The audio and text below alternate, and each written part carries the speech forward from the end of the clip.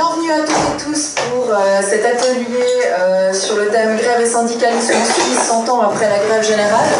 Cet atelier a été organisé par un groupe de travail de Solidarité Vaud qui s'appelle le GRA, c'est le groupe de réflexion et d'action syndicale.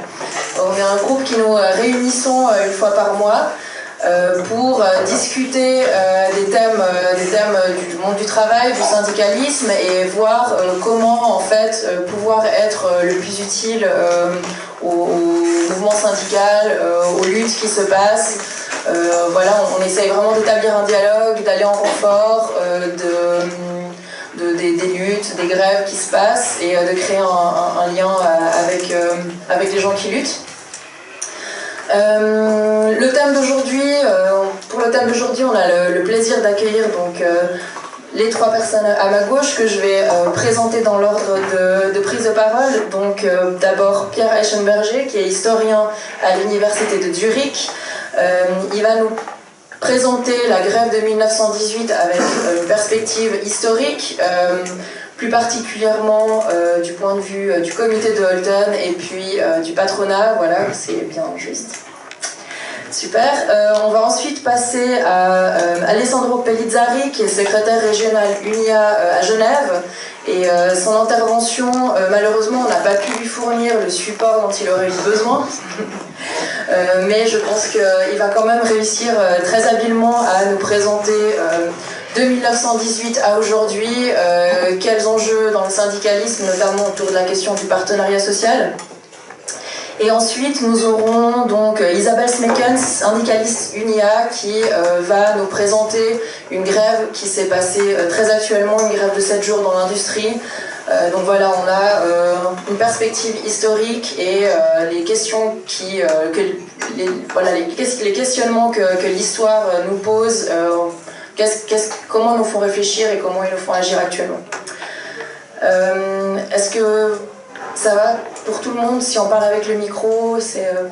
Ok. Donc je passe la parole à Pierre. Merci. Merci beaucoup, merci à toi pour cette introduction. Merci au GRA pour l'invitation. Magnifique. Je vais essayer de parler pas trop longtemps, parce que le but c'est donc histoire et actualité de la grève. On va donner quelques éléments historiques un peu rapides pour qu'on ait juste un peu une idée de pourquoi aujourd'hui en 2018 on parle de la grève de 1918, et ensuite je vais essayer de laisser autant de temps que possible à mes deux camarades qui vont parler plus alors de l'actualité de la grève, ce qui est la chose importante qui fait qu'on est là aujourd'hui, c'est-à-dire en quoi ça compte pour les luttes sociales actuelles. Ma présentation, elle va durer 13 minutes, mon réveil part maintenant. Il va y avoir deux grands points. Le premier point, quelques éléments généraux, donc vraiment historiques, sur ce que c'est que cette grève de 1918. Là, on va aller dans deux choses, dans trois petits points. D'abord, rappeler que la grève de 18, elle s'inscrit en fait dans une vague de grève qui commence au milieu de la Première Guerre mondiale, qui va jusqu'en 1920-1921, mais qu'elle fait partie de toute une histoire européenne des grèves. Un deuxième point, tu as mentionné le comité d'Holton. Holton, c'était le comité qui organisait la grève. Je vais vous parler un peu de ça, de qu'est-ce que c'est que cette grève et de qu'est-ce que c'est la spécificité d'une grève générale, qui n'est pas exactement la même chose que ce dont on va parler après. Un troisième petit point sur les patrons. Ceux qui viennent régulièrement à cette université de printemps, moi ces dernières années j'ai fait un atelier avec Sébastien sur les patrons, les organisations patronales, ça c'est un peu mon dada, alors je vais parler un peu de ce qu'ont fait les patrons dans cette grève générale de 18. Et ensuite un deuxième point qui est en fait le point le plus important, qui est quelles ont été les conséquences de cette grève et en fait pourquoi est-ce qu'on en parle aujourd'hui, pourquoi est-ce que c'est encore important et pourquoi est-ce que ça peut nous intéresser aujourd'hui même. Et là on abordera un peu quelques aspects qui seront peut-être repris par toi après, donc maintenant que je vois tes slides je vais peut-être aller un peu plus vite sur certaines des choses que j'avais prévues. Tu peux les dire. Ouais, parce qu'il avait des slides avec des statistiques de grève, alors on va les mimer après, on va faire des choses comme ça, donc vous ayez quand même une idée de ce que ça donne. Ok. Je commence avec mon premier point, quelques éléments historiques sur cette grève générale de 1918. La première chose qu'il faut avoir en tête quand on parle de cette grève générale, qu'est-ce que c'est? C'est quelque chose qui se passe en novembre 1918, au moment où il y a les armistices, à la fin de la guerre, c'est les mêmes jours où la fin de la guerre est signée et où on arrête de se battre sur les fronts européens. La Première Guerre mondiale, comme vous le savez toutes et tous, c'est un cataclysme social, économique, politique qui fait tomber les empires, qui fait changer les gouvernements, qui fait changer les relations entre les classes sociales. Il y a des déplacements de fortune, les inégalités sont creusées énormément. En Suisse, comme dans tous les autres pays qui participent de près ou de loin à cet immense événement, vous avez une augmentation vertigineuse des inégalités. Ce qui se passe, c'est que vous avez une inflation très très importante, les prix augmentent très fortement, les salaires ne suivent pas, de très larges couches de la population s'appauvrissent massivement. Ça concerne évidemment les ouvriers, ça concerne également les employés de banques sont également appauvris. Vous avez des tensions sociales absolument immenses qui viennent de cette inflation, et vous allez avoir, à partir du milieu de la Première Guerre mondiale, une immense série de grèves, une vague de grèves, comme il y en a eu à d'autres périodes. La Suisse, contrairement à ce qu'on pense, est un pays qui a connu beaucoup de grèves, parfois plus de grèves que les pays avoisinants. Vous avez à plusieurs moments dans l'histoire des vagues de grèves très importantes auxquelles participe la Suisse. En 1905, 6, 7, vous avez plus de grèves en Suisse que ce que vous avez en Allemagne, en France ou en Italie parfois. Donc voilà, quand on vous parle quand vous pensez à la grève générale, quand vous pensez à cet événement-là, la grève générale en elle-même, c'est un événement très important parce que c'est la seule fois dans l'histoire du mouvement ouvrier suisse où vous avez vraiment une grande grève générale qui est organisée. Mais n'oublions pas que la Suisse, contrairement à ce qu'on pense, est un pays dans lequel il y a eu beaucoup de grèves et que cette grève générale est vraiment partie d'une vague de grèves immense qui en fait s'inscrit dans vraiment l'histoire du mouvement ouvrier européen dans toute la première moitié du XXe siècle. Ok. Tu mentionnais avant le comité Dalton. Ça, c'est un point qui est très important. C'est qu'est-ce qu'il y a de spécial avec cette grève de 1918? C'est que c'est une grève générale. Une grève générale, c'est quelque chose ça fait partie de la caisse à outils du mouvement ouvrier européen depuis la fin du XIXe siècle. C'est quelque chose qui est discuté dans les différents pays européens. Les différents théoriciennes et théoriciens produisent des brochures autour de la grève générale, et c'est l'idée de comment on s'organise politiquement, comment on se sert politiquement de la grève. On va parler après de quelques cas de grève. Souvent, une grève, elle concerne une entreprise, une région parfois. On se bat pour des salaires, on se bat pour éviter de perdre son travail, on se bat pour améliorer ses conditions de travail. Ça, c'est des grèves, entre guillemets, économiques, où on a des revendications qui sont relativement limitées. La spécificité d'une grève générale, c'est que c'est une grève politique. On bloque la production à l'échelle d'une ville, d'un canton, d'un pays, avec des objectifs qui sont vraiment politiques. Et la grève générale de 18, c'est un bon exemple de ça, où vous avez sûrement connaissance de certaines des revendications qui ont été formulées au moment de cette grève. Parmi ces revendications, vous aviez l'introduction d'élections à la proportionnelle, c'est-à-dire on change la manière dont on élit le Parlement. Ça, c'est quelque chose qui est fondamental. Vous avez beaucoup de grèves générales qui sont menées, par exemple, pour l'abandon des scrutins censitaires dans différents pays européens, pour revendiquer la démocratie, le droit de s'exprimer et d'élire ses représentants. Donc ça, c'est vraiment la spécificité de la grève générale. Le comité Dalton que tu mentionnais avant, qui organise la grève, c'est un comité qui a la spécificité de réunir des syndicalistes et le Parti socialiste. Et ça, c'était une des choses très importantes qui a eu lieu au moment de cette grève générale et qui est difficile à obtenir à d'autres moments dans l'histoire, qui parfois aujourd'hui encore est difficile à obtenir, c'est comment on fait marcher ensemble les deux jambes du mouvement ouvrier, l'aile politique, le parti, l'aile syndicale. Je te vois grimacer, je suis content si tu peux aller contre ça, c'est très bien. Donc j'ai ces deux éléments-là. N'oublions pas qu'il y a eu des grèves en Suisse, la grève générale fait partie de vagues de grèves. Deuxième point, une grève générale, c'est une grève politique qui est conçue pour faire advenir des revendications politiques. Un troisième petit point maintenant, il ne faut pas imaginer que les forces bourgeoises attendent gentiment, sans rien faire, que le mouvement ouvrier fasse quelque chose et qu'il y a uniquement une réaction à ce qui provient du mouvement ouvrier. Les forces bourgeoises, les patrons, les partis de droite, tout ce monde de sociabilité qui va des corporations au club alpin suisse, aux différents clubs de Kegel en Suisse allemande, c'est une organisation de la société qui est active. Une des choses qui est importante à dire autour de ces mouvements de grève, et notamment de la grève générale de 1918, c'est que ces forces bourgeoises s'organisent très fortement, non pas uniquement en réaction, mais préventivement. Les organisations patronales, les recherches qui se font maintenant sur la grève générale, montrent que les organisations patronales se sont préparées et pour une bonne part, en fait, ont participé au déclenchement de cette grève. Il faut se souvenir que le déclenchement de la grève générale en novembre 1918, il est vraiment organisé par la droite la plus dure, qui est notamment à la tête de l'armée, autour du général Villers, et que c'est un moment donné une partie de la droite qui veut aller à la confrontation. Ok. Ça, c'est mes 3 points historiques, enfin, les 3 points un peu de la première partie autour d'éléments concrets, à mon avis, qu'il faut avoir en tête quand on parle de la grève générale du 18. Maintenant, plus important. Quelques conséquences et pourquoi c'est encore important aujourd'hui d'en parler.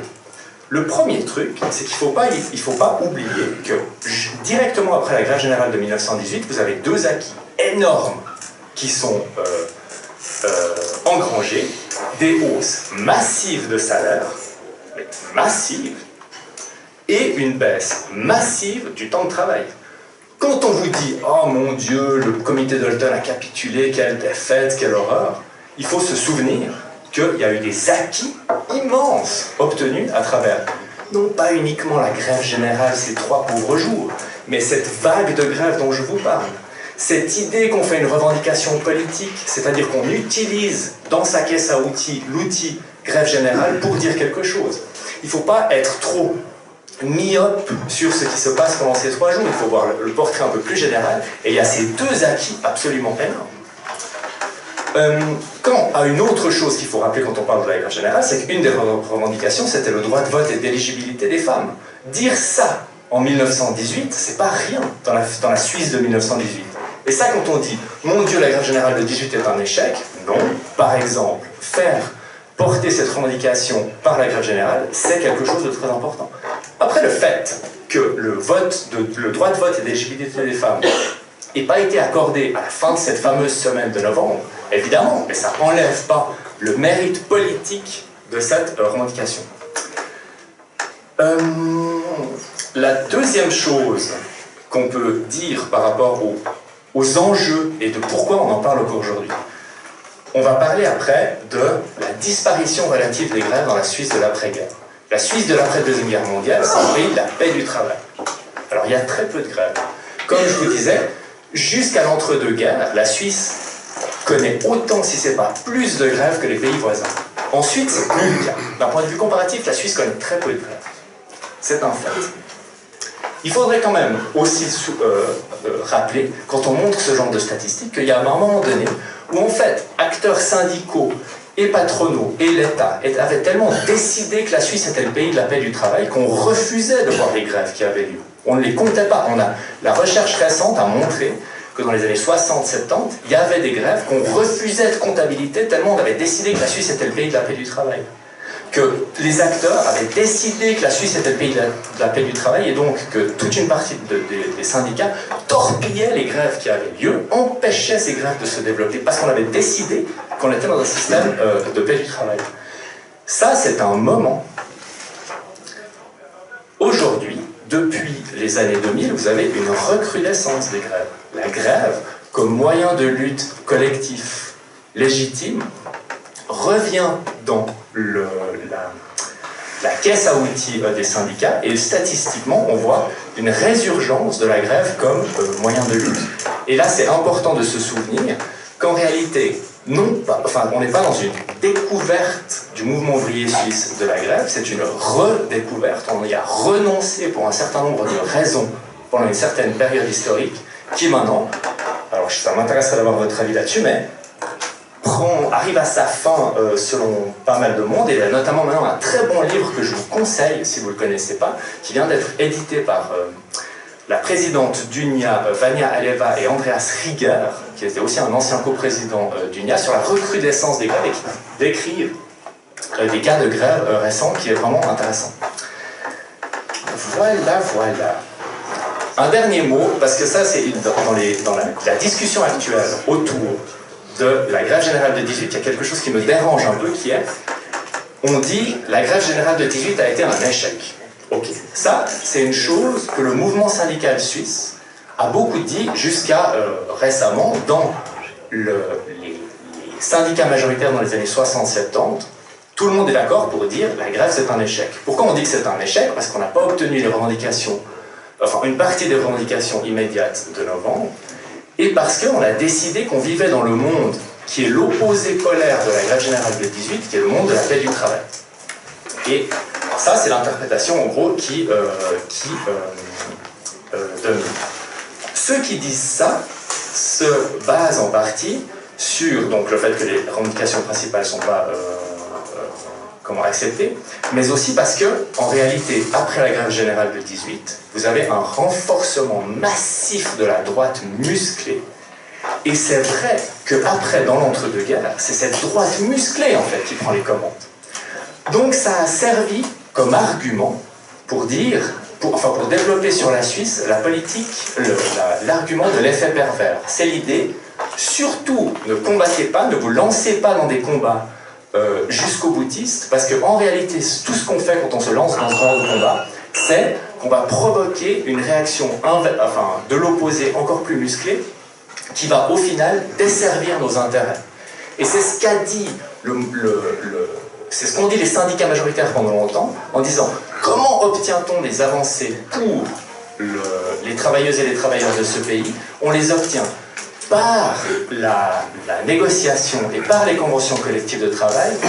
Vous le voyez bien, la grève générale de 18 a été un échec. C'est donc en n'allant pas trop loin dans les revendications, en discutant avec les patrons, qu'on obtient des choses concrètes pour les travailleuses et les travailleurs. Et ça, c'est cette rhétorique de l'effet pervers. Alors, certes, il y a eu cette réaction de la droite bourgeoise très forte, notamment la création de l'UDC, qui est créée dans la suite, dans le climat politique de la grève générale de 18. C'est une scission de droite de la grande famille radicale pour servir de bélier antisocialiste et anti-mouvement ouvrier, qui a eu ça, c'est une réalité. Mais il faut penser aux acquis de aux réussites de cette grève générale. C'est sur ça que je vais finir. Je vous ai dit qu'il y avait deux choses très importantes qui étaient la diminution du temps de travail, l'augmentation des salaires, qui avait la dimension politique très importante et symbolique très forte, par exemple incarnée par la revendication du droit de vote des femmes. Il y a aussi une autre chose qui n'est pas du tout assez dite, qui est comment se fait-il qu'après la Deuxième Guerre mondiale, on arrive à obtenir en Suisse enfin un certain nombre d'avancées sociales? Prenons l'exemple le plus massif qui est l'AVS en 1948. Comment se fait-il qu'on arrive à ça? Si vous allez voir les discussions internes des patrons du Parti radical, des gens qui sont vraiment aux commandes de l'État et de l'économie, vous avez des discussions explicites qui disent « Prenons garde, on a bien vu ce qui s'est passé pendant la Première Guerre mondiale et comment ça finit quand on ne prend pas au sérieux les questions sociales, quand on laisse l'inflation grimper, quand on n'augmente pas les salaires. On a eu une grève générale de 18. Cette fois, il faut qu'on fasse gaffe, il ne faut pas qu'on ait une grève générale de 18.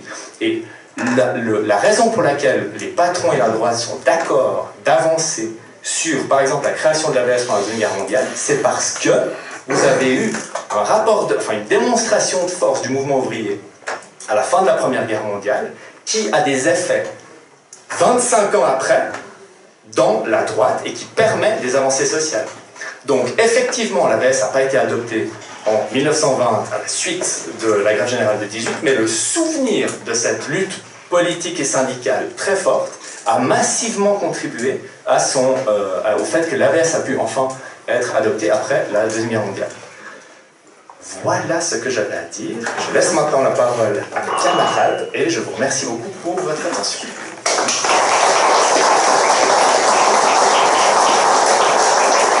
Merci Pierre pour l'introduction. Je pense que tu as posé effectivement le cœur. Aisément, je peux continuer. Quand je sortais tout à l'heure des toilettes comme à vie, quand je me plaignais de l'absence d'un binaire, non, je te regarde pas, c'était pas toi. Typique le bureaucrate syndical qui vient avec le PowerPoint. Donc vous n'aurez pas le PowerPoint du bureaucrate syndical, tant mieux, merci Seb. Je vais essayer de me débrouiller différemment. Les statistiques, c'est pas très intéressant à montrer. La seule chose que je regrette un tout petit peu, c'est que j'avais prévu de vous montrer un petit extrait d'un film que je vous décrirai du coup, parce que vous ne le verrez pas, qui est un film extrait d'un documentaire qui s'appelle Giuliani, qui est le documentaire sur la grève des travailleurs des ateliers des CFF à Bellinzone. Je voulais vous montrer cet extrait parce qu'il est impressionnant, il est très court, ça décrit le moment où le directeur des CFF entre dans le lieu où les travailleurs se réunissaient, c'était la Pictureria, donc le lieu où c'était la grande salle en gros de l'usine, donc le directeur arrive en gros pour faire un discours relativement de politicien. Il est tout de suite interrompu par le délégué syndical qui lui prend le microphone et devant 150 personnes, en gros, l'oblige de dire: est-ce que vous avez vraiment prévu de fermer cette entreprise? Et sous la force collective des gens qui commencent à scander grève, grève, grève, grève, il dit oui, on a prévu de fermer l'usine. Il est escorté par des Securitas parce qu'on va tout de suite, en gros, la force collective qui se dégage dans ce petit moment. Je voulais vous montrer parce que ça parle beaucoup plus que 1000 mots sur ce que c'est une grève. Parce qu'en introduction, en fait, ce que je voulais poser un peu comme question, c'est pourquoi c'est intéressant, important de parler de grève aujourd'hui. Et cet extrait aurait montré, à mon avis, 3 éléments qui montrent pourquoi les grèves gardent évidemment une actualité, pourquoi ça mérite de parler de grève dans un lieu comme le vôtre et d'avoir un échange avec des militants politiques sur le pourquoi des grèves. Premièrement, parce qu'évidemment, la grève, c'est, je dirais, une arme de défense légitime. Les ouvriers des officines ont tout simplement réussi à empêcher que l'usine soit fermée à Bellinzone. Donc clairement, c'est dans le rapport de force qui peut s'instaurer dans le rapport salarial l'élément le plus puissant dont disposent les travailleurs, s'organiser collectivement pour effectivement soit empêcher dans des luttes défensives des fermetures de boîtes, soit de manière offensive, même si c'est beaucoup plus rare, exiger des augmentations et des améliorations de leurs conditions de travail. Donc évidemment, il y a un élément très matériel dans la grève qui se traduit, si la grève a du succès, tout de suite dans des améliorations des conditions de travail. Deuxièmement, parce que ça va au-delà d'une grève de l'enjeu immédiat qui peut se reproduire dans une entreprise ou sur un lieu de travail. C'est qu'une grève, et je pense que c'est important de le dire aussi parce qu'il y a beaucoup d'anniversaires cette année. Il y a le centenaire de la grève générale, il y a les 50 ans de 68, il y a le bicentenaire de la naissance de Karl Marx. Et je pense que c'est intéressant dans ce contexte aussi de rappeler qu'une grève, c'est plus que juste une lutte dans une entreprise, c'est le moment où les travailleurs qui normalement sont fragmentés, atomisés, individualisés dans un lieu de travail, tout à coup commencent à comprendre ce que ça veut dire faire partie d'un collectif et en partie font l'expérience de ce que ça veut dire se mettre en marche collectivement, commencent à sentir aussi, et je le dis au-delà des mythes, ce que ça veut dire prendre conscience de faire partie d'une même classe et de s'organiser, de s'auto-organiser, de se doter d'instruments d'organisation dans l'idéal d'un instrument d'organisation qui peut être le syndicat. Donc je pense que ce qui se passe durant une grève, c'est réellement le cœur des conflits sociaux et c'est réellement intéressant de voir ce qui se passe durant une grève. Et troisièmement, tu l'as cité tout à l'heure en faisant référence au livre qui vient de sortir, une grève aujourd'hui, c'est aussi, bon, je me permets juste une parenthèse sur le fait que la conférence soit filmée, donc selon où c'est publié, je vais choisir mes mots, publier un livre sur la grève aujourd'hui de la part d'un syndicat ou d'un mouvement syndical suisse qui a relativement peu de mouvements aujourd'hui, qui ont en partie un appareil syndical, évidemment sert aussi à l'autolégitimation de l'existence même de l'appareil syndical.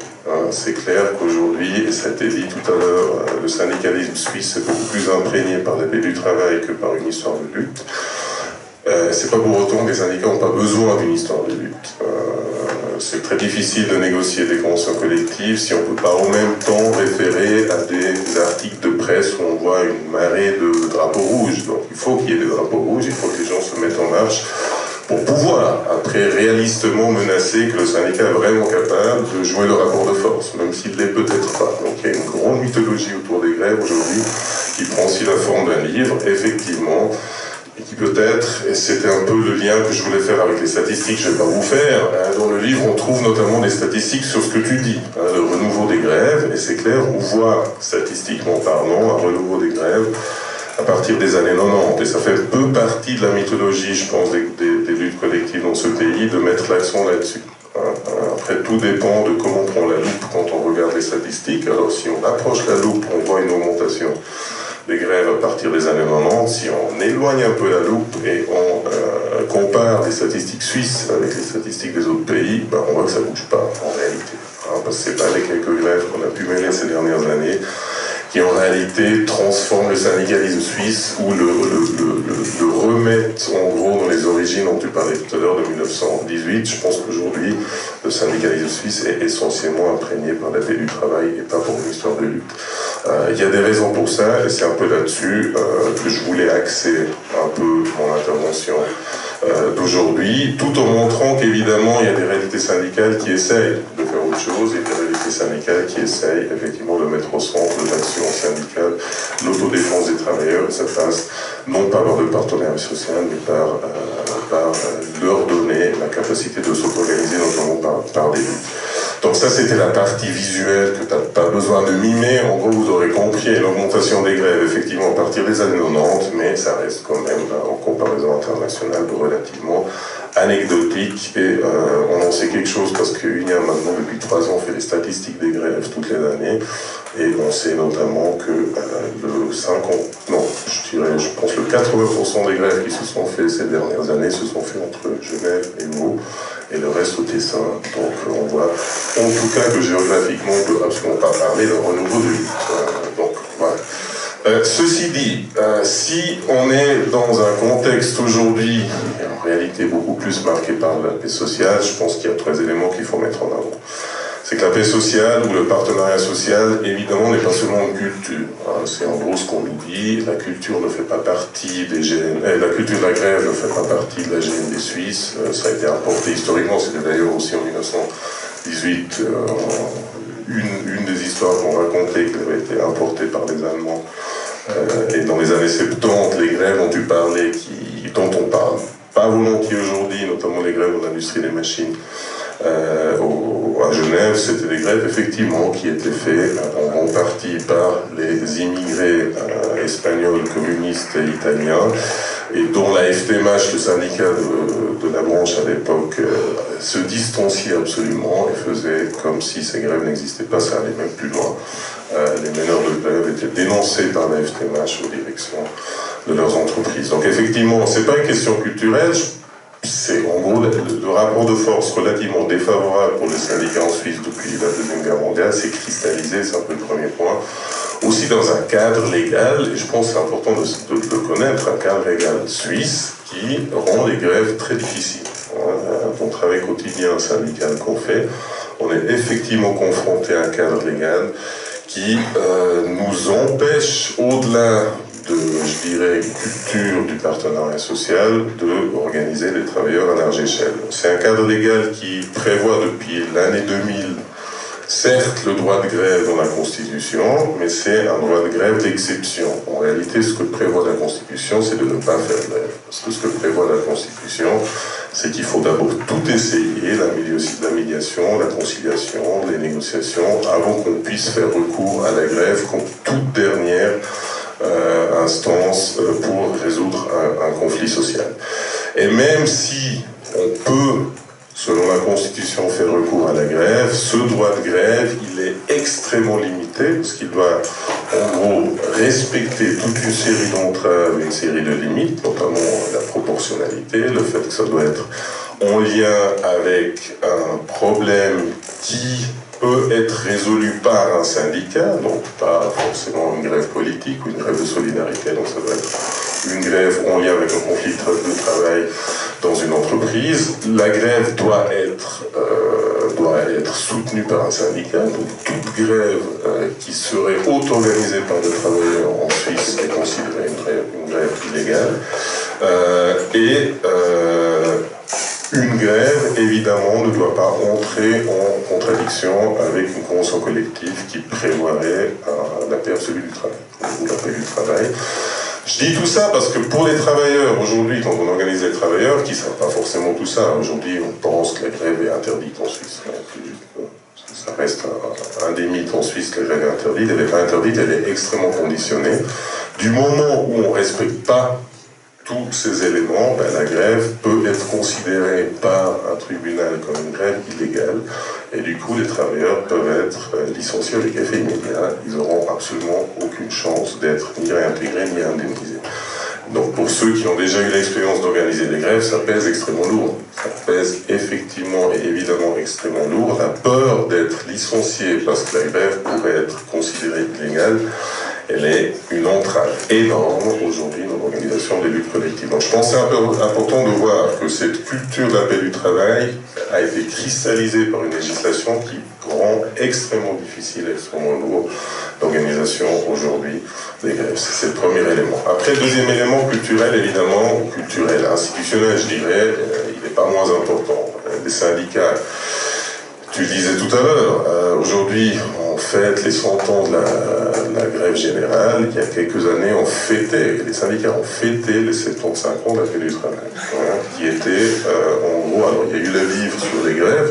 Je t'invite à lire le livre coédité par les syndicats sur la paix du travail. C'est intéressant parce qu'en partie, c'est les mêmes auteurs qui écrivent l'un et l'autre. Donc le livre sur les 75 ans de la paix du travail est extrêmement édifiant parce qu'on peut lire effectivement ce que tu disais tout à l'heure, le mythe qu'en Suisse on n'a pas besoin de faire des luttes pour obtenir des améliorations des conditions de travail pour les travailleurs, il suffit de se mettre autour d'une table de manière raisonnable. Alors soit c'était peut-être empiriquement pas totalement faux après la Deuxième Guerre mondiale où la Suisse étant le seul pays qui avait été épargné par la Deuxième Guerre mondiale avait un essor économique juste incroyable, devait importer de la main-d'œuvre juste pour suivre le rythme économique, avait effectivement des taux de croissance à redistribuer qui étaient extrêmement importants, avec une gestion d'entreprise très paternaliste qui faisait que, effectivement, il y avait une augmentation des salaires relativement importante, tout en sachant que ça se limitait toujours au groupe de salariés que les syndicats voulaient bien organiser, donc essentiellement les hommes et essentiellement les travailleurs nationaux. Parce qu'on oublie souvent que cette période d'essor syndical, de redistribution des richesses sans lutte, profitait essentiellement à une minorité. Les salariés ne profitaient certainement pas aux travailleurs immigrés qui venaient en Suisse à l'époque et ne profitaient certainement pas aux femmes. N'empêche que la contrepartie, c'était que les syndicats se sont retrouvés avec une porte ouverte d'intégrer des institutions de gestion du partenariat social, le deuxième pilier, les caisses chômage, toutes sortes de commissions paritaires, ce qui fait que le syndicalisme s'est surtout développé en Suisse à partir de la Deuxième Guerre mondiale, en développement d'activités institutionnalisées qui permettaient aussi de distribuer pas mal de sièges à des syndicalistes professionnels. Cette courte période qui ne profitait que à peu, en réalité, était donc, comme je viens de le dire, aussi relativement courte, parce que cette redistribution, à partir des années 70, a sérieusement commencé à se gripper. Et c'est ça un peu le problème, c'est que les syndicats suisses se sont attachés à une paix du travail pendant des décennies sans qu'il y ait eu des retombées en matière de redistribution pour les salariés. Et on le voit d'ailleurs, à partir des années 70, en gros, la part salariale qui chute, les pourcentages d'augmentation salariale qui chutent, avec toujours ce mythe que la Suisse ne va pas développer, comme dans d'autres pays, suite à des luttes des salariés, une législation sociale favorable aux travailleurs, parce que tout ça se règle par le partenariat social, tout ça se règle par les conventions collectives, ce qui est un autre mythe, c'est qu'en gros, il n'y a que 40% des salariés en Suisse qui sont couverts par des conventions collectives, et donc en gros des conventions collectives d'ailleurs qui pour une grande partie sont négociées sans aucune construction de rapport de force, sont négociées par des appareils syndicaux, sont des travailleurs qui sont derrière et qui en gros permettent sur le papier de montrer que les syndicats sont utiles, alors qu'en réalité, on se rend bien compte que c'est tout un appareil de partenariat social institutionnalisé qui a été maintenu en vie pendant des décennies aussi pour légitimer l'existence même des syndicats. On s'est vite rendu compte après, dans les années 90, que c'était quand même un modèle qui commençait à ne plus fonctionner parce que les salariés n'y croyaient plus. Et ils n'y croyaient plus parce qu'ils adhéraient tout simplement plus aux syndicats. Les syndicats ont perdu durant cette période énormément de représentativité pour se retrouver vraiment au plus bas historique à la fin des années 90 avec des réponses essentiellement institutionnelles qui ont été données à cette crise, avec la fusion du NIAT par exemple. C'était une fusion. En gros, on a réuni tous ces syndicats qui perdent l'élément pour faire un grand syndicat en espérant que ça allait renverser la tendance. Et on voit que malheureusement, historiquement, ça ne renverse pas vraiment la tendance.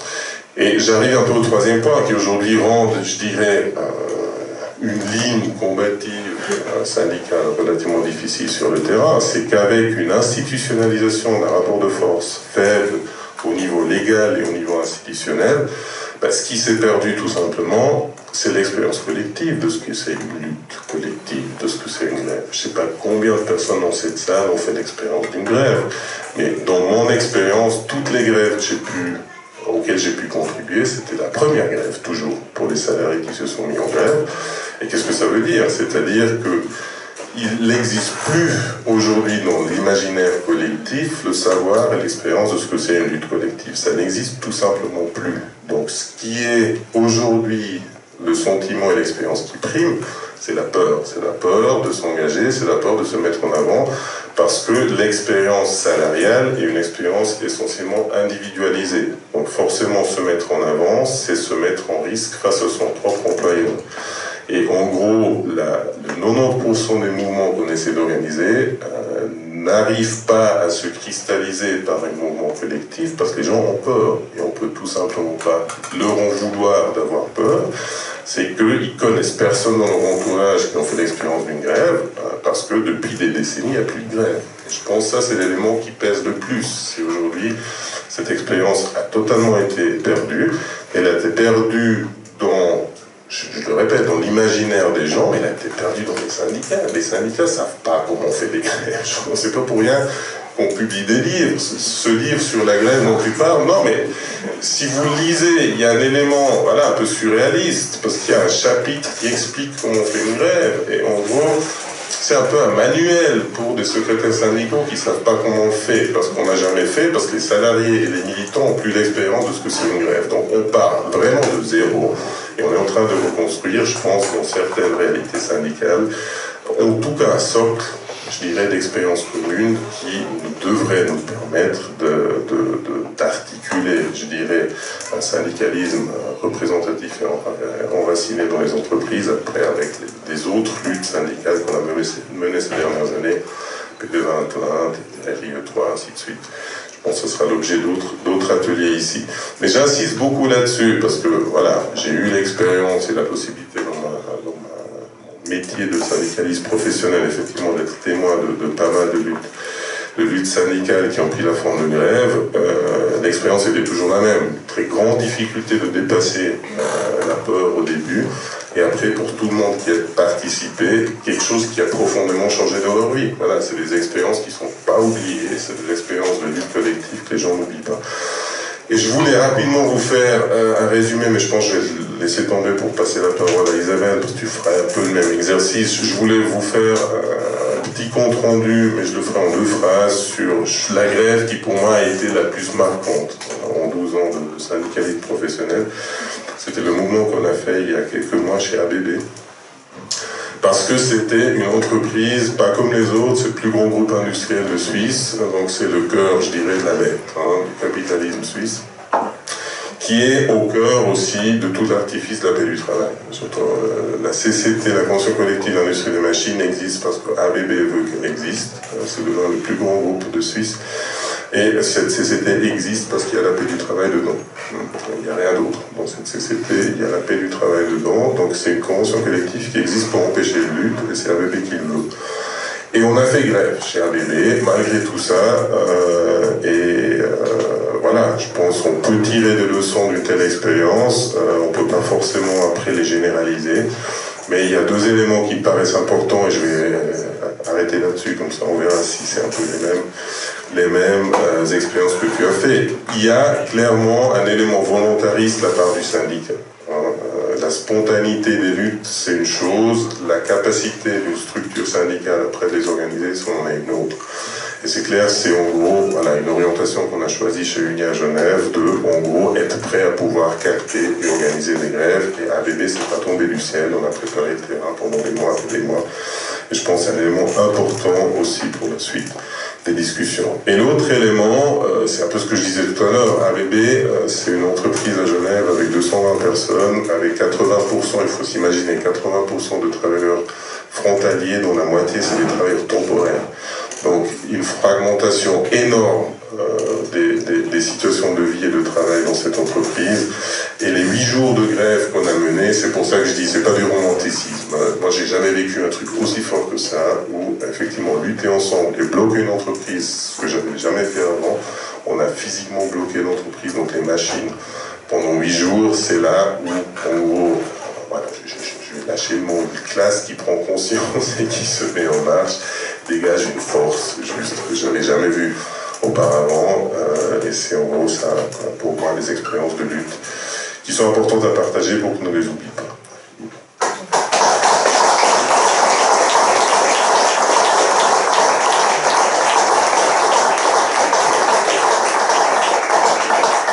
Merci beaucoup.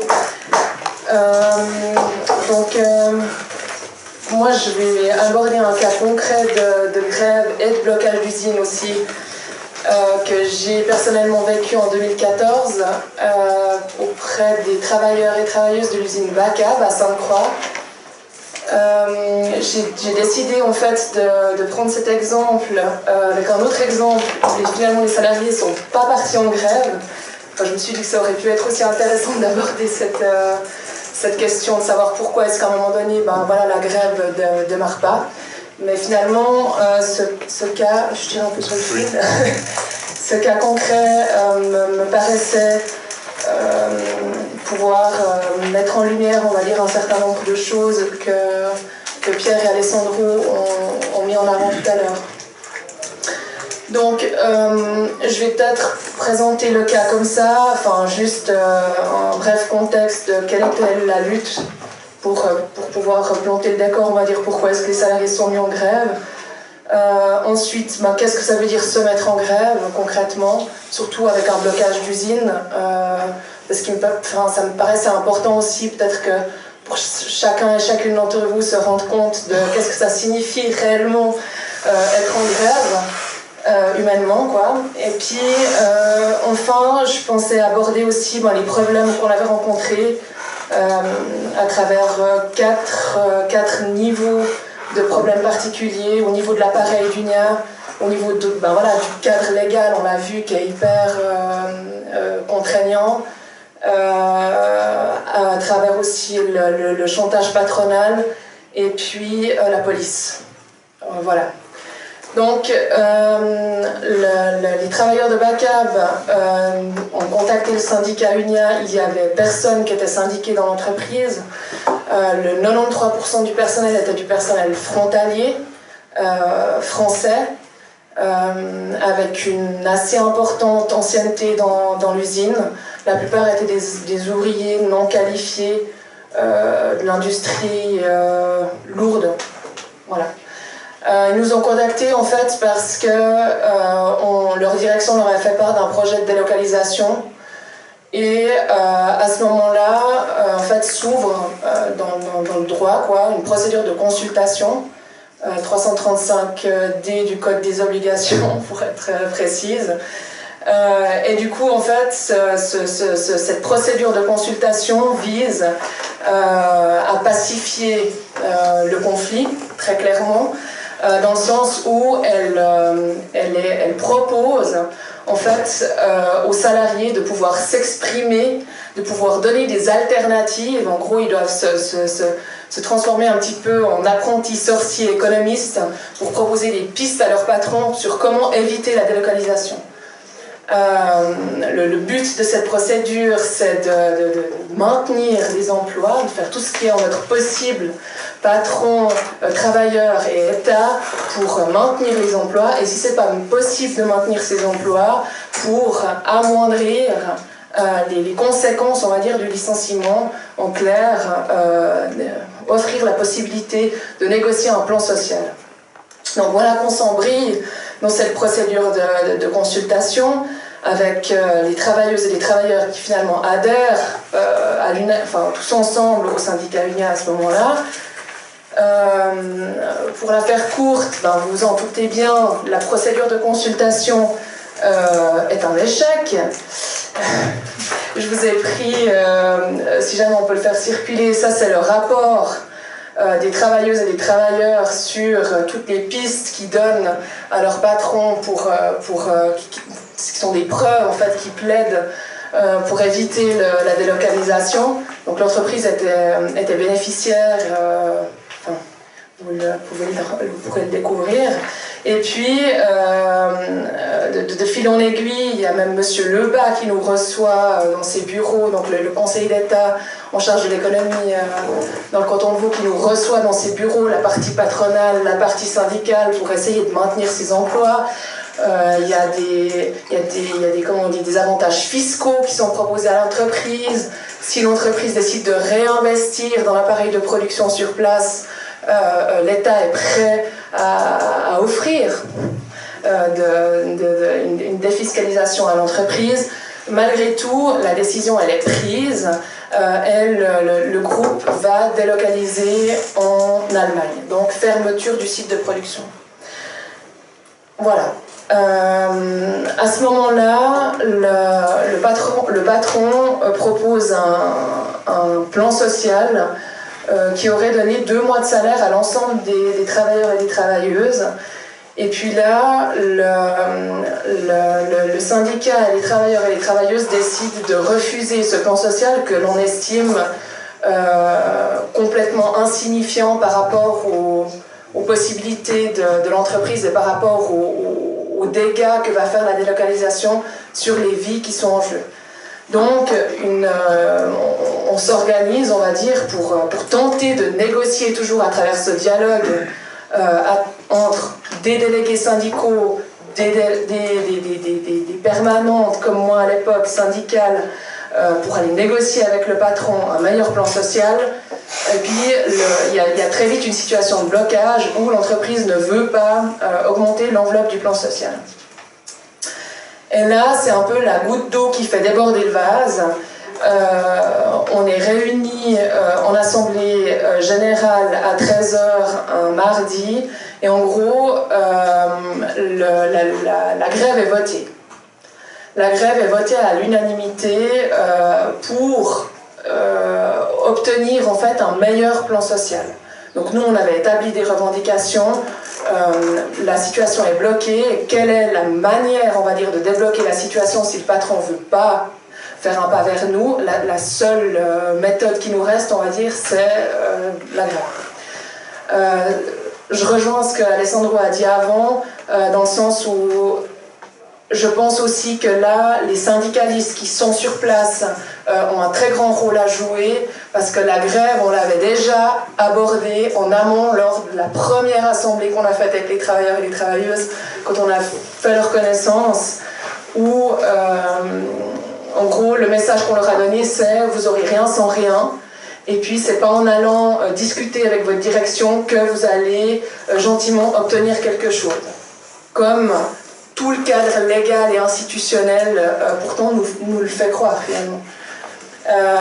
Donc ça se prépare, une grève, ça tombe pas du ciel non plus, c'est pas tout d'un coup, je sais pas, un éclair foudroyant sur les travailleuses et les travailleurs qui tombent et puis qui vont se mettre en grève. C'est quelque chose qui se prépare. Et à ce moment-là, concrètement, comment on s'est mis en grève? Donc, dès le moment où on avait pris cette décision, il y a un message qui part à la direction en disant « Voilà, nous on estime que les négociations sont bloquées, on a besoin de ça, comme Alessandro l'a montré, on a besoin de prouver qu'il y a un blocage, sinon on se retrouve, selon la loi, dans l'illégalité. Donc on met en avant le fait qu'on est dans une situation de blocage. On leur dit, si vous ne nous formulez pas une nouvelle proposition de plan social demain à 10h, on se mettra en grève. Donc, ce qu'on appelle un préavis de grève également, préavis qui est obligatoire pour éviter justement de se retrouver dans l'illégalité. Enfin, de nouveau, j'utilise un peu des guillemets, mais vous verrez que ça a son importance. Le lendemain, pas de nouvelles du patron, on refait une assemblée générale et là, tous les travailleurs et les travailleuses donc, travaillaient sur l'usine, chacun à leur poste de travail. L'assemblée a lieu à 10h, donc chacun et chacune quitte son poste de travail, rejoint le vestiaire, on fait les assemblées au vestiaire, rejoint le vestiaire et là, c'est 10h. On n'a pas de nouvelles du patron, donc on décide collectivement par un vote qu'on ne retourne pas à notre poste de travail. Et là, la grève, elle démarre. Et donc là, la grève démarre. Donc très très vite, vous le verrez, je vous ai imprimé des emails du jour qu'on a reçus de la direction où très très vite, en fait, c'est le scandale. La grève est déclarée illicite par le patron parce qu'on n'a pas respecté le préavis de grève, parce qu'on lui a laissé que 2 heures ouvrables, selon lui, pour répondre à notre proposition de plan social. Donc il y a très très vite, il y a une bataille qui va s'ouvrir contre la grève, la partie patronale, tous les outils qui vont être utilisés, c'est des outils répressifs. À la fois, on va utiliser un champ lexical à travers la sérénité, retrouver un petit peu de sérénité dans la discussion, revenir au calme. On va aussi diviser les travailleurs et les travailleuses de l'appareil syndical en disant que le syndicat, c'est lui qui cherche à instrumentaliser les travailleurs et les travailleuses. Donc il y a ça. Et puis, en fait, hyper rapidement, c'est l'outil le plus facile, on va dire, pour le patronat qui est utilisé, qui est le cadre légal qui est saisi directement, c'est-à-dire qu'après coup, c'est plus le patron qui prend contact avec nous, mais c'est Maître Villers, son avocat. Nous, notre réponse à ça, dans ce moment-là, dans cette grève-là, ça a été quoi? Ça a été également de mandater un avocat. C'est-à-dire qu'on a mandaté Jean-Michel de Livaux, pour ceux et celles qui le connaissent, parce que on avait besoin aussi de pouvoir donner des réponses aux travailleurs et aux travailleuses sur est-ce qu'on a le droit d'être en grève, est-ce que ce qu'on fait c'est légal ou c'est pas légal, qu'est-ce qu'on risque. Les travailleurs et les travailleuses demandaient des réponses très claires sur quels risques ils prenaient en fait. Voilà. Et puis, mais là, concrètement, on est en grève. Donc, être en grève, pendant cette grève-là, qu'est-ce que ça a été? Ça a été donc l'occupation de l'usine, la mise en place, ça veut dire de piquets de grève, parce que vous imaginez qu'on était dans une halle industrielle à Sainte-Croix, donc il y a des machines, il y a des ateliers, il y a des WC, il y a un vestiaire, il n'y a pas de cuisine, il y a une petite cafette, il n'y a pas forcément de chauffage partout, etc. Pour nous, c'était très important de rester sur le site, de rester dans l'usine, parce que notre force, on va dire, c'était, Pierre l'a dit, c'est quoi faire la grève? Finalement, c'est bloquer la production. Mais des fois, en fait, simplement bloquer la production, ça suffit pas. Et là, par exemple, dans le cab à cab, juste bloquer la production, ça n'aurait pas suffi. On avait besoin également de bloquer l'expédition des câbles qui étaient stockés dans la halle logistique, qui avaient énormément de valeur. Et si le patron avait pu avoir accès à ces câbles et continuer à fournir ses clients, en gros, juste l'arrêt de la production n'aurait pas eu l'impact escompté, quoi. Donc c'était pour nous très important d'occuper l'usine. Donc ça veut dire quoi? Concrètement, dès le moment où on est en grève, et qu'il y a une partie qui continue à négocier, à téléphoner à Jean-Michel, à régler toute cette partie-là, ben, il y en a d'autres qui font une liste des courses pour mettre en place une cuisine. Il y a Seb qui va chercher des matelas pour qu'on puisse dormir. Il y a des piquettes de grève qui sont organisées pour faire des tournus parce que forcément on ne va pas rester tout le monde tout le temps dans l'usine. Donc on s'est organisé de la manière suivante, c'est que généralement tout le monde venait la journée selon les horaires de travail qui étaient en place dans l'usine à l'époque, mais la nuit et le week-end on faisait un tournus de 4 personnes. Voilà. Donc c'est quelque chose, moi personnellement pour avoir vécu d'autres grèves aussi sans blocage d'usine, un blocage d'usine c'est quand même quelque chose d'assez lourd pour tout le monde, parce que ça nécessite un rapport de force qui pour le coup est aussi très physique, quoi, on va dire. Où on s'est retrouvé à le patron derrière la porte et puis nous derrière l'autre porte à tirer la porte pour éviter que le patron ouvre la porte. Vraiment, c'était assez chaud. Donc voilà. Finalement, la grève a pris fin après 7 jours parce que la partie patronale a formulé une proposition de plan social que une partie des travailleurs et des travailleuses ont accepté et malheureusement, comment est-ce qu'on mesure la réussite d'une grève? C'est aussi une question que tu as soulevée que je trouve intéressante. Malheureusement, en fait, la grève a été abandonnée et on a décidé d'accepter cette proposition à 50% du personnel, en fait, qui était pour continuer la grève et refuser cette proposition, 50% qui étaient contre continuer la grève et accepter cette proposition. Et là, l'appareil syndical a eu un rôle, de nouveau un rôle très important dans l'arrêt de cette grève, puisque tout d'un coup il y a des ratios qui ont été invoqués en disant nous ne pouvons pas, UNIA, continuer, on va dire, à poursuivre cette grève avec une division de cette ampleur des travailleurs et des travailleuses. Voilà. Rapidement pour terminer commencer un peu aussi la discussion, les problèmes que l'on a rencontrés dans cet épisode de grève, le premier que j'ai envie de dire, ça concerne l'appareil, dans le sens où nous ne sommes toujours pas, d'ailleurs, à mon avis, suffisamment organisés pour faire face à une grève.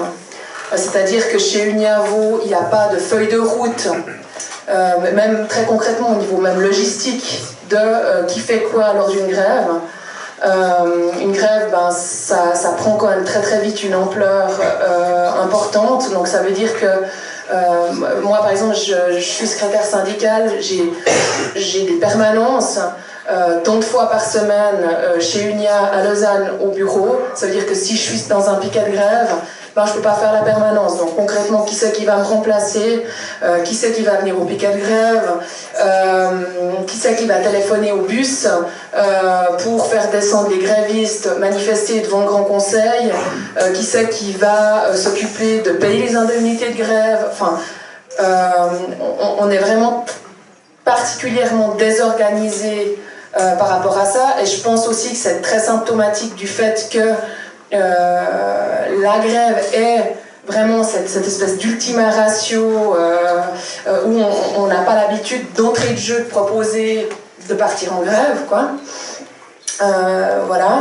Ensuite, au niveau du cadre légal, on l'a vu, je ne vais peut-être pas revenir dessus, mais c'est vrai que la procédure de consultation nous fait perdre énormément de temps, puisqu'on va faire croire aux salariés que le fait de perdre leur emploi,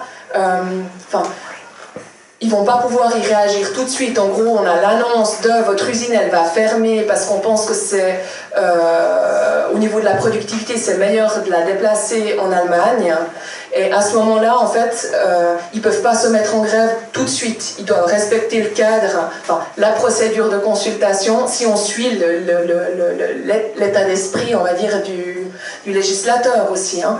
Donc on cherche clairement à pacifier le conflit.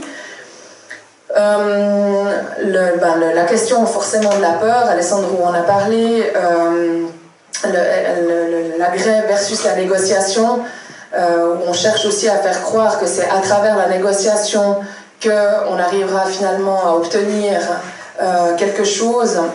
Donc tout va être fait pour décourager le travailleur de se mettre en grève. Et puis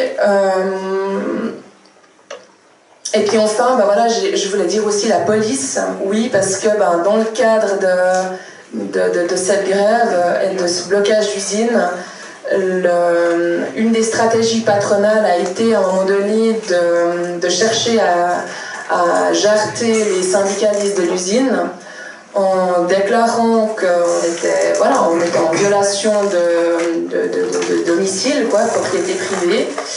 Et puis, les flics sont venus. Et puis là, la situation a pu être débloquée par le biais politique, en fait. Parce que la conseillère d'État responsable de la police à l'époque, c'était Béatrice Métro. Et que notre secrétaire régional a téléphoné, a fait des téléphones en disant vous ne pouvez pas décemment envoyer des policiers dégager des syndicalistes d'une usine. Et finalement, la situation a pu s'arranger comme ça, mais on a un cas dernièrement, je ne sais pas si vous en avez peut-être entendu parler, d'une grève d'électriciens à Yverdon où les flics ont dégagé le piquet de grève. Voilà. Et ça, c'est vraiment des problèmes concrets qu'on rencontre pendant une grève. Peut-être juste à préciser quelque chose par rapport au défaitisme. Bon, moi, pour ma part, je trouve que cet atelier n'a pas vocation à tirer des généralités, on va dire, sur la grève aujourd'hui en Suisse, ça c'est clair. Et c'est pas parce que le cadre légal et institutionnel est défaitiste, ça oui, je pense qu'il est défaitiste pour les travailleurs et les travailleuses de ce pays. C'est pour ça qu'à mon avis on est là également. Ça ne veut pas pour autant dire qu'il n'y a pas des grèves victorieuses. Et je trouve d'ailleurs que ce serait intéressant de se poser la question de qu'est-ce qu'on entend au niveau des travailleuses et des travailleurs, mais aussi au niveau de l'appareil syndical, par grève victorieuse. Comment est-ce qu'on mesure, on va dire, la réussite ou l'échec d'une grève? Mais bon, ça c'est une autre question. Par rapport au rôle du secrétaire syndical, je parle au niveau d'UNIA, Vaud, je pense qu'UNIA Genève aussi. Le secrétaire syndical engagé donc, par UNIA, payé par UNIA, a pour but, on va dire, d'organiser, d'animer des collectifs de travailleurs et de travailleuses. Chez UNIA, on est organisé par secteur d'activité, généralement. Donc une secrétaire syndicale va plutôt toujours, on va dire, travailler avec une catégorie de travailleurs et de travailleuses qui travaillent dans un même secteur. Après, le rôle, on va dire, du secrétaire, actuellement de plus en plus, c'est qu'il a pour but d'organiser ces collectifs de travailleurs et de travailleuses sur leur lieu de travail. Mais nous, typiquement, sur la région Vaud, on fait encore des permanences juridiques, on traite également des litiges qu'on appelle individuels, où il y a monsieur ou madame qui vient, qui a été victime d'un licenciement immédiat et qui a des questions sur qu'est-ce qu'il doit faire après le licenciement immédiat. On va jusqu'au tribunal de prud'homme avec lui. Après, je ne sais pas si à Genève, peut-être, enfin, ça varie un petit peu, quoi. Mais grosso modo, voilà le rôle du secrétaire, la secrétaire syndicale, c'est de coordonner, on va dire, ces collectifs de travailleurs et de travailleuses sur le terrain. Après, peut-être une précision aussi par rapport à la procédure de consultation et quant aux suppressions des moyens de lutte durant cette procédure de consultation. C'est pas tout à fait correct, je pense que je me suis mal exprimée. La grève pourrait être possible durant la phase de consultation. toutefois, il faut qu'elle réunisse les différents critères qu'Alessandro a cités, notamment cette rupture des négociations. Et c'est clair que dans le cadre de la procédure de consultation, c'est rarement à ce moment-là, mais ça s'est vu. Hein.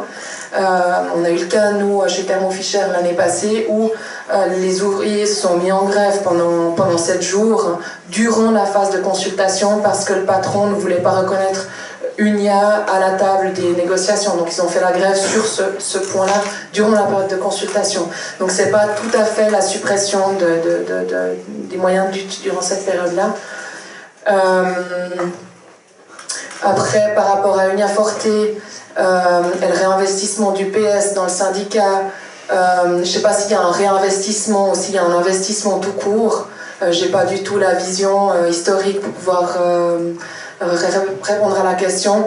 Je constate juste dans ma réalité personnelle que oui, le Parti Socialiste est ultra présent au sein du NIAVO, notamment dans la direction de notre région, mais à travers tous les échelons de nos secteurs, on va dire, on trouve des membres du Parti Socialiste. Oui.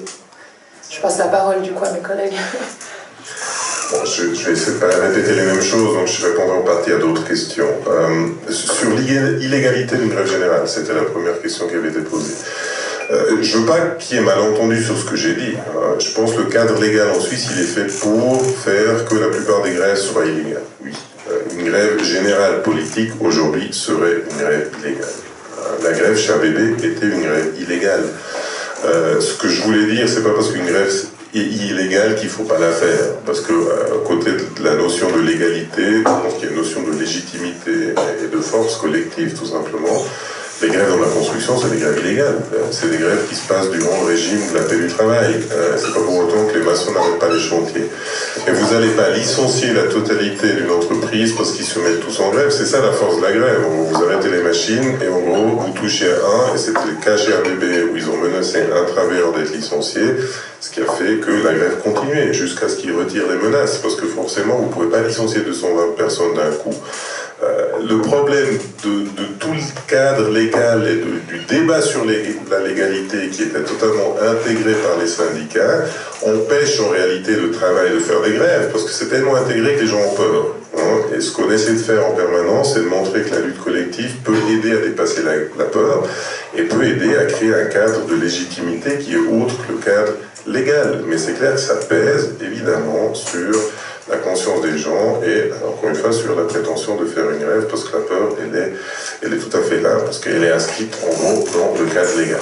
Mais c'est clair, réfléchir, y compris en termes de grève des femmes, hein, c'est un débat qu'il faudra obligatoirement avoir, parce que je pense que c'est la seule piste aujourd'hui qui doit être poursuivie en matière d'égalité salariale, posera aussi cette question-là. Qu'est-ce que ça veut dire exactement une grève des femmes? Est-ce que c'est une grève symbolique? Est-ce que c'est une grève réelle sur les lieux de travail? Si oui, comment on organise pour que les salariés soient protégés? Encore une fois, je ne veux pas qu'on déduise qu'on ne peut rien faire parce que tout est interdit. Au contraire, parce que c'est interdit, il faut le faire. Voilà, le monde ouvrier, il change, c'est clair. Aujourd'hui, les salariés, c'est plus que des codes bleus. C'est plus compliqué avec des formes de travail qu'on n'a pas encore compris chez Uber, tout ça. Mais on a fait grève chez Uber à Genève. J'entends, c'est des salariés, c'est des personnes qui vivent eux aussi d'une manière extrêmement fragmentée parce qu'ils ne se parlent même pas, ils ne se connaissent même pas entre eux, ils sont reliés par une application sur l'iPhone. Et même eux ont fait grève parce que, en gros, voilà, c'est une forme d'exploitation qui n'est pas différente qu'avant. L'organisation change et le syndicat, encore une fois, s'il arrive à avoir comme boussole l'auto-organisation des travailleurs, il arrive même à organiser des travailleurs d'Uber qui arrivent même à faire grève contre la forme d'exploitation qu'ils vivent eux aujourd'hui. Du coup, j'ai un peu perdu le fil et je vais parler d'autre chose. Sur les conventions collectives, très rapidement.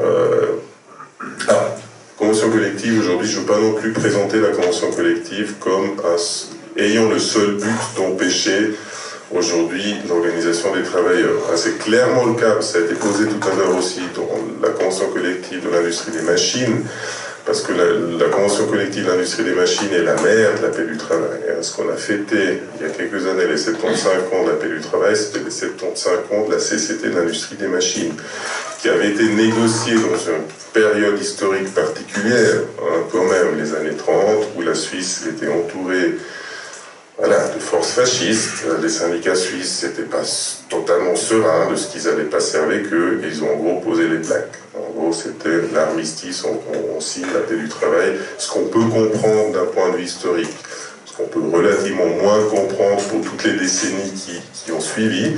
Mais si un groupe comme ABB tient aujourd'hui à une CCT qui n'a rien d'autre dedans que l'interdiction de faire des luttes, c'est parce que le patronat suisse a bien compris qu'un des éléments concurrentiels pour garder le capital en Suisse, c'est qu'il n'y a pas de grève dans ces branches.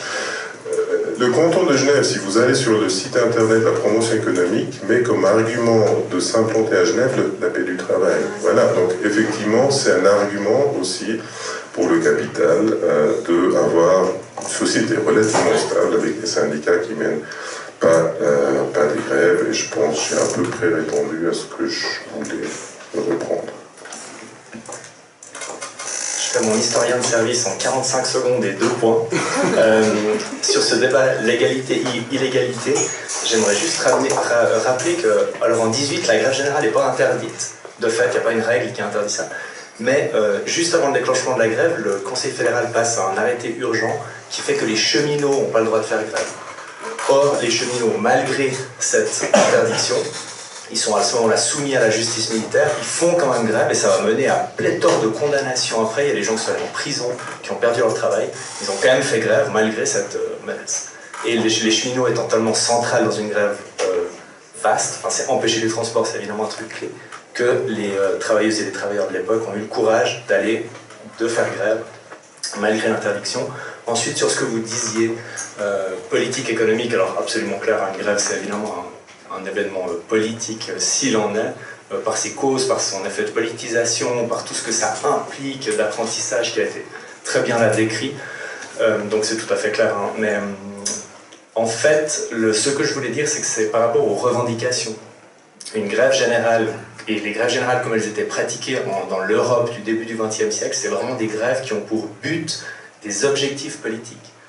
La fin du scrutin censitaire, des changements politiques dans la manière, des changements institutionnels, je sais pas, là, l'introduction du droit de vote des femmes, c'est vraiment des objectifs politiques. Donc ça, c'est quand même un truc qu'il faut avoir en tête.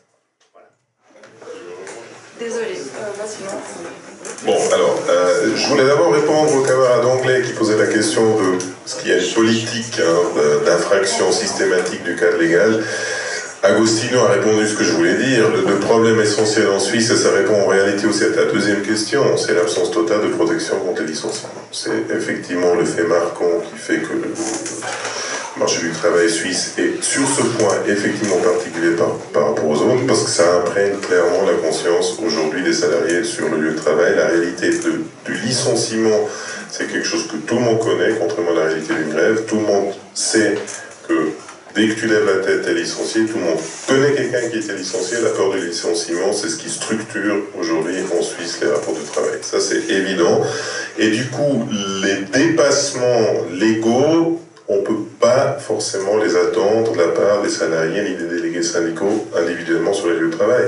Ce ne sont que les structures syndicales qui ont la chance de ne pas pouvoir se faire licencier pour ces raisons-là, qui peuvent effectivement mener des batailles symboliques. Ça répond en partie à la question de Marjo, tout à l'heure, qui demandait, mais cette volonté de faire avancer aujourd'hui en Suisse la protection contre le licenciement, on en est où?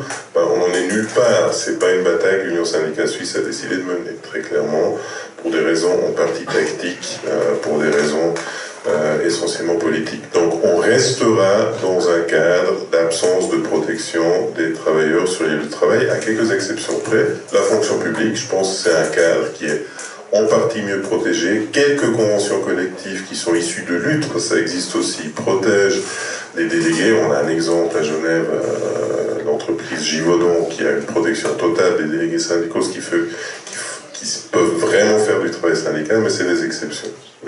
Et ce qui explique, c'est un peu la deuxième question que tu posais, ce qui explique pourquoi le syndicalisme en Suisse est en partie développé en dehors des entreprises, avec un professionnalisme qui n'existe nulle part ailleurs.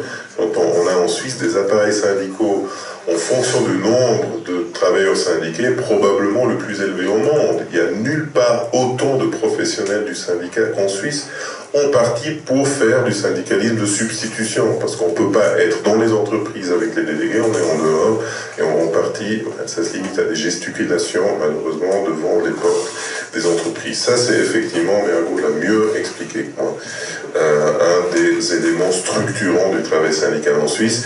Et j'ai pas répondu tout à l'heure à la question d'Henri, mais ces tentatives d'UNIA d'implanter dans les entreprises un réseau des militants sous voilà, ce titre qui avait été trouvé Unia Forte, je sais pas trop quoi dire. J'entends l'appareil qui décide d'implanter des délégués syndicaux dans l'entreprise, ça montre déjà l'échec de l'opération dès le départ. Ça me paraît logique que ça ne peut pas fonctionner comme ça. D'ailleurs, ça ne fonctionne pas. Deuxième élément de réponse très rapidement sur un élément sur lequel je suis en désaccord avec l'analyse d'Agostino quand tu parles d'apathie sociale. Moi, je pense pas qu'on est dans une phase particulière d'apathie sociale. Je pense que les salariés sont des salariés, ils vivent aujourd'hui, comme toujours, des humiliations quotidiennes sur le lieu de travail, vivent aujourd'hui, comme toujours, des dégradations collectives de leurs conditions de travail. Ils ne sont pas a priori apathiques. Je pense qu'il y a deux problèmes. C'est qu'un problème, s'il n'y a aucune organisation qui arrive à capter, je dis aujourd'hui, ces souffrances et ces humiliations autrement que par des organisations d'extrême droite. Ça, c'est une réalité qui existe. C'est en tout cas pas la compare des partis de gauche ni des structures syndicales qui arrivent à capter ces insatisfactions. Et deuxièmement, ça répond en partie à ta réflexion, c'est que ce qui change fondamentalement, je pense aujourd'hui, c'est que la division des travailleurs est encore plus fort que ce qu'on a connu dans le passé. Mais parler de division, c'est pas non plus un argument pour un défaitisme. Ça nous oblige juste à ne pas être paresseux, je pense, intellectuellement et pratiquement. Il faut comprendre ce que sont la classe des salariés aujourd'hui. C'est plus compliqué, j'entends. Vous avez plus une entreprise avec 200 cols bleus qui ont tous la même origine, tous le même parcours professionnel et tous le même horizon professionnel. Quand je faisais l'exemple tout à l'heure d'ABB, c'est pas pour dire que les frontaliers se mobilisent moins que les Portugais ou que les résidents, pas du tout. C'est que juste dans leur quotidien, ils ont un autre parcours et ont partie d'autres projections qui sont absolument pas les mêmes que la plupart des mêmes collègues qui sont dans la même boîte parce que tout le monde a des parcours très différents. Et c'est très difficile de trouver quelque chose qui unifie aujourd'hui, si ce n'est la lutte. Alors ça a l'air un peu banal, mais tout à coup vous êtes confronté à une fermeture de boîte, et ben tout le monde est confronté exactement à la même réalité. Et ceux qui ont mené la grève chez ABB, c'est probablement la population qu'on pensait le moins être les meneurs de la grève, c'est des jeunes travailleurs temporaires frontaliers d'origine maghrébine. J'entends qu'ils sont là les plus précaires, franchement, sur l'échelle sociale, les plus précaires, qui ont un horizon professionnel, on va taffer quelques mois, quelques années en Suisse parce qu'on gagne bien et on rentre, c'est eux qui ont mené la grève. Tout bêtement parce que c'est une grève aussi pour la dignité de ce qu'ils vivaient tous les jours comme des humiliations, ils n'en pouvaient plus. Et je pense, voilà, s'il y a quelque chose que les syndicats doivent être capables de faire, c'est de capter en gros et de comprendre déjà qui sont les travailleurs aujourd'hui. Je pense que beaucoup de syndicats n'ont pas compris ce qu'est le monde du travail aujourd'hui. C'est comprendre ce que sont les travailleurs aujourd'hui et comprendre ce qui arrive à unifier des humiliations pour en faire des luttes offensives communes.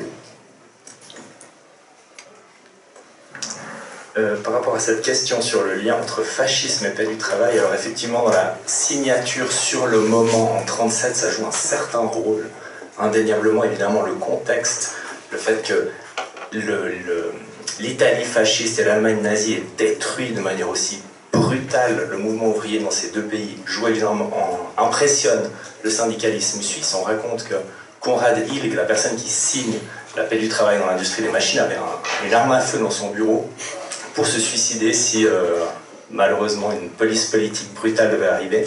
Et donc évidemment ça joue un rôle. Maintenant, il faut voir le truc sur une échelle plus large. Des sortes de paix du travail sont signées dans différentes branches bien avant. Au 19e on a déjà des cas, en 1907 on a des cas, après la grève générale on a des cas. C'est des contrats qui prévoient des sortes de paix du travail qui ne sont pas pérennes, donc qui durent quelques années puis qui ensuite n'ont pas de pérennité. Là, la question qu'on doit se poser, c'est pourquoi cette fois-là c'est pérenne.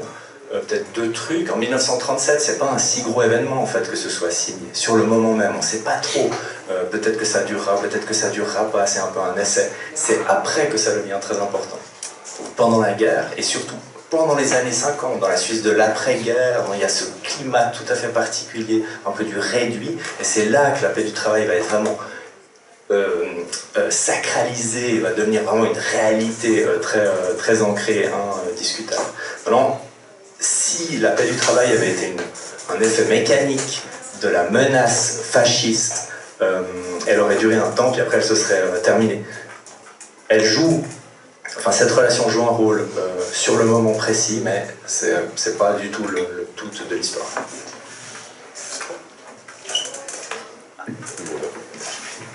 C'est le mot de la fin. Je voulais remercier Ago pour son intervention qui a répondu, il me semble, à beaucoup de questions. En tout cas, il y a quelqu'un, je ne me rappelle plus qui, a posé la question de la possibilité justement d'enfreindre les lois. Notamment lorsqu'on fait grève en situation entre guillemets illicite, et je trouve que sa réponse répond aussi en partie à ça, notamment je pense aussi à travers l'importance, on va dire, que certains militants et militantes comme vous ou comme nous, d'investir les syndicats. Aujourd'hui, je pense que on est les seuls, entre guillemets, à pouvoir porter justement ce syndicalisme en rupture. Je crois que c'est le terme que tu as utilisé, en rupture. Et puis c'est vrai que si c'est pas nous qui le faisons, qui essayons de le faire, c'est pas les directions syndicales qui sont pieds et poings liés, enfin les appareils syndicaux de manière générale qui sont pieds et poings liés avec le patronat, tant à la fois au niveau financier qu'institutionnel, qui vont le faire. Donc je pense que c'est l'important, c'est vrai, c'est pas le secrétaire ou la secrétaire syndicale qui va mettre en grève des travailleurs et des travailleuses, pas du tout. Mais par contre, je pense, je crois que c'est toi qui a mentionné l'importance, on va dire, de mettre en confiance les travailleurs et les travailleuses au moment de se mettre en danger finalement. Et moi, c'est quelque chose que j'ai vécu et que je vis au quotidien, pas seulement dans des situations de vote de grève, mais finalement simplement de conflit sur son lieu de travail. Je pense qu'on a un rôle, un message, c'est quelle réponse le secrétaire ou la secrétaire syndicale va pouvoir apporter à ces travailleurs et ces travailleuses qui ont finalement de moins en moins d'expérience de lutte et d'expérience syndicale, en tout cas pour ce qui est en Suisse. Donc je pense que le message qu'on va leur communiquer, les horizons qu'on peut leur offrir en termes de lutte, ils sont ultra importants.